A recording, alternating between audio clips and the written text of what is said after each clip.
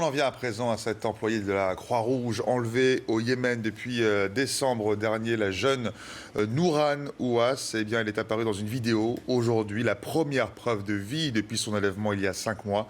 Dans cette vidéo, la franco-tunisienne lit une revendication et on appelle à François Hollande. Elle apparaît très amaigrie. Et Romain Nadal, porte-parole du ministère des Affaires étrangères, a confirmé que Nourane Ouass, employée du CICR, est de nationalité franco-tunisienne. Bonsoir Wassim Nasr, vous êtes journaliste à France 24 et spécialiste des mouvements djihadistes. Merci d'être en direct avec nous par téléphone. Wassim, vous l'avez vu, cette vidéo qui dure plusieurs secondes. Qu'est-ce qui vous a interpellé ? Oui, effectivement, donc j'ai reçu cette vidéo ce matin d'un contact au Yémen. Donc au début, il m'avait demandé de traduire ce qu'il y avait dedans. Lui, il ne savait pas ce qu'il y avait dedans, a priori.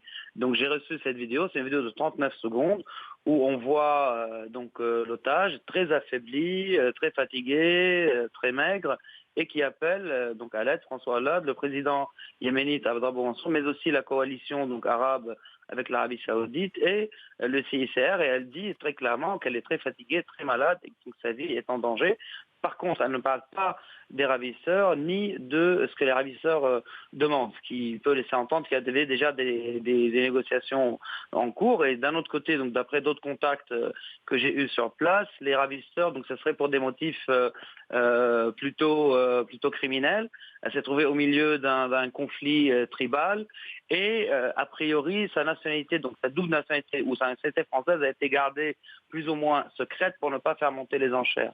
Mais en tout cas aujourd'hui, quand j'ai reçu cette vidéo, elle m'a été présentée comme otage franco-tunisienne très clairement, et ce qui a fait, comme vous l'avez dit, réagir en tout cas le Quai d'Orsay. Et donc on a confirmation qu'elle est effectivement française, alors qu'on pensait jusqu'à ce matin qu'il n'y avait plus d'otages français dans le monde. Et c'est le premier signe de vie de cette jeune femme, Wassim, qui a été enlevée il y a 5 mois. Effectivement, c'est la première preuve de vie. Donc les autorités tunisiennes avaient déjà dit qu'ils avaient des preuves de vie, mais on n'avait rien vu.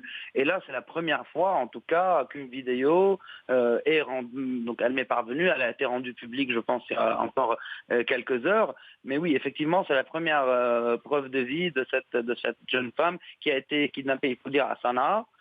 Donc le 1er décembre 2015. Et encore une fois, il n'y a pas de revendication politique a priori. Les revendications seraient très locales et plutôt mercantiles. Plutôt crapuleuse. Donc, merci beaucoup, Wassim Nasr, journaliste à France 24 et spécialiste donc des mouvements djihadistes. Merci pour votre réaction ce soir sur iTélé.